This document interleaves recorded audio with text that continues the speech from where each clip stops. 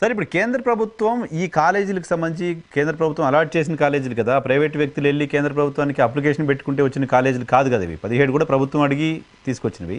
ఈ 17లో ఎన్నింటికి కేంద్ర ప్రభుత్వం గ్రాంట్ రూపంలోనో మరో రూపంలోనో సాయం చేస్తోంది? సాయం అసలు చేస్తుందా? చేస్తుంటే ఆ డబ్బులు ఎక్కడికి పోతున్నాయి?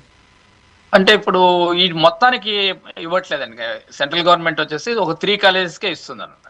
ఓకే, అదే కాబట్టి అన్నిటికీ లేదండి. 3 అంటే ఇప్పుడు ఆల్రెడీ రన్నింగ్ లో ఫంక్షనింగ్ లో ఉన్న కాలేజెస్కి ఇస్తుందా? ఒకటి ఉంది, ఇంకోటి పిడుగురాళ్ళ కాలేజ్ ఒకటి ఉందండి. ఇంకా కన్స్ట్రక్షన్ పూర్తిగానే వాటిలో పిడుగురాళ్ళ కాలేజ్ ఒకటి ఉంది అనమాట. ఓకే, ఇప్పుడు వీటిని ప్రైవేటీకరణ చేస్తే ఆ కేంద్ర ప్రభుత్వం నుంచి వచ్చే గ్రాంట్ కూడా ప్రైవేట్ వ్యక్తులకు వెళ్ళిపోతుందా? అంటే ఇప్పుడు ఆల్రెడీ ఇది సెల్ఫ్ ఫైనాన్స్ లో ఉన్నాయండి 2 కాలేజీలు ఆల్రెడీ. ఆ పిడుగురాళ్ళనేమో ప్రైవేటైజేషన్ పెట్టలేదు, పీపీపీ మెథడ్లోకి అది పెట్టలేదు, ప్రస్తుతానికి పెట్టలేదు. తర్వాత దాంట్లో పెడతామని చెప్తున్నారు. ఏం చేస్తారో తెలియదు. మొత్తం 10 చేస్తాం, ఫస్ట్ పేజ్ లో 5 చేస్తున్నాం, 4, 5 చేస్తున్నాం, మిగతా తర్వాత చేస్తామని మన అంటే వాటిల్లో కూడా పిడుగురాళ్ళు పెట్టలేదు అనుకుంటానండి. అనుకుంటా మిగతా 10లో కూడా ఇది లేదండి, పిడుగురాళ్ళు పెట్టలేదు. Okay, right sir. దాంతోపాటు మెడికల్ కాలేజీలు నిర్మాణం పూర్తి కాలేదు కాబట్టి మేము నిర్వహించలేకపోతున్నాం అనే వాదనలో ఎంతవరకు వాస్తవం ఉంది? దేశంలో ఇప్పటి వరకు కాలేజ్ నిర్మాణం పూర్తి కాలేదు కాబట్టి మాకు ఈ సీట్లు అవసరం లేదు, నెక్స్ట్ ఇయర్ ఇవ్వండి అని లేఖలు రాసిన ప్రభుత్వాలు ఏవైనా ఉన్నాయా?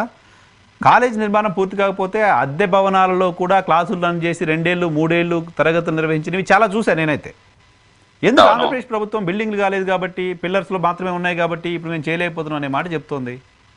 ఇది కుంటి సాక్ అండి, బేసిక్ అనేది కుంటి సాక్ అని చెప్పాలి. ఎందుకంటే సాక్షాత్తు సెంట్రల్ గవర్నమెంట్ ఇన్స్టిట్యూట్ అయినటువంటి మంగళగిరి ఎయిమ్స్ కి నిర్మాణాలు పూర్తి కాకుండా అడ్మిషన్లు జరిగినాయి. 2 సంవత్సరాలకు సిద్ధార్థ మెడికల్ కాలేజీలో వాళ్ళకి క్లాసెస్ జరిగినాయి. అట్లాంటిది ఇప్పుడు నిర్మాణాలు పూర్తి కాలేదు కాబట్టి మాకు సీట్లు వద్దని రాయటం అనేది చాలా కుంటి సాక్ అనమాట. అది ఇంకోటి అంటే ప్రతి రాష్ట్ర ప్రభుత్వం కూడా కేంద్రం మీద ఫైట్ చేసి తెచ్చుకుంటున్నాయి సీట్లు. అవును. అయితే ఇక్కడ ఉన్నటువంటి ఆంధ్రప్రదేశ్ ప్రభుత్వం మాత్రం కేంద్ర ప్రభుత్వం ఇస్తే మాకు వద్దని చెప్పేసి వెనక్కి పంపించినటువంటి ప్రభుత్వం ఆంధ్రప్రదేశ్ ప్రభుత్వం తప్ప ఇంకెక్కడ దేశంలో మరో ప్రభుత్వం లేదండి.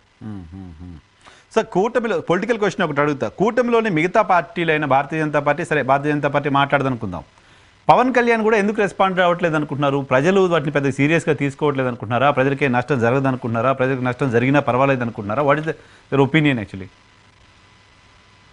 అంటే వారి గురించి నాకు అంతగా అవగాహన లేదండి. కానీ పొలిటికల్ పార్టీస్గా పొలిటికల్ మైలేజ్ అయితే పొలిటికల్ పార్టీస్ చూసుకోవాలి కదా. ప్రజల్లో ఈ స్థాయి వ్యతిరేకత ఉంటే కూడా కూటమి సర్కార్ ముందుకు ఎందుకు వెళ్తుందని అనుకోవాలి. అంటే ఇప్పుడు ఆయన పూర్తిగా ఏంటంటే క్రమశిక్షణ గల సైనికుడు కాబట్టి మాట్లాడండి. ప్రభుత్వానికి ఏమాత్రం నొప్పి తగిలితే మళ్ళీ ఏమవుతుంది అని చెప్పేసి అది ఆ పేరులోనే ఉంది కదా సైన్యం అనేది. సో ఆయన బహుశా దానివల్ల ఆయన ఆ మౌనం పాటించవచ్చు. ఆయనకి ఏదో ఒక రోజు అది ఆ స్థాయి దాటిపోతే మళ్ళీ మొదలెత్తుకుంటాడు అనమాట. అది రైట్ సార్. ఆల్మోస్ట్ అన్ని ఇష్యూస్ మాట్లాడడం. ఇంకేమైనా ఈ పర్టికులర్ అంశానికి సంబంధించి ప్రజలకు చెప్పదగ్గ విషయం ఇంకేమైనా ఉందా?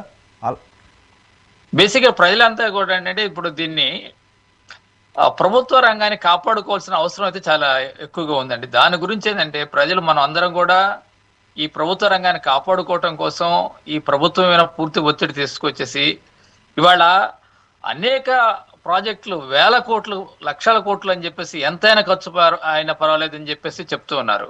ఇవాళ అటువంటిది ప్రజల ఆరోగ్యానికి సంబంధించినటువంటి, విద్యకు సంబంధించినటువంటి, ఇది అన్నిటికన్నా ముఖ్యమైనది విద్య ఆరోగ్యం. ఈ 2 విషయాలకు సంబంధించినటువంటి ఈ ప్రాజెక్ట్ ని ప్రభుత్వమే టేకప్ చేసి అది పూర్తి చేసినట్లయితే అటు విద్యార్థులకి ఇటు ప్రజల ఆరోగ్యానికి ఆరోగ్య సంరక్షణకు కూడా చాలా ఉపయోగపడుతుంది. కాబట్టి ఈ యొక్క అంశాన్ని పూర్తిగా ప్రభుత్వం చేపట్టాల్సిందిగా మనం చేస్తున్నానండి.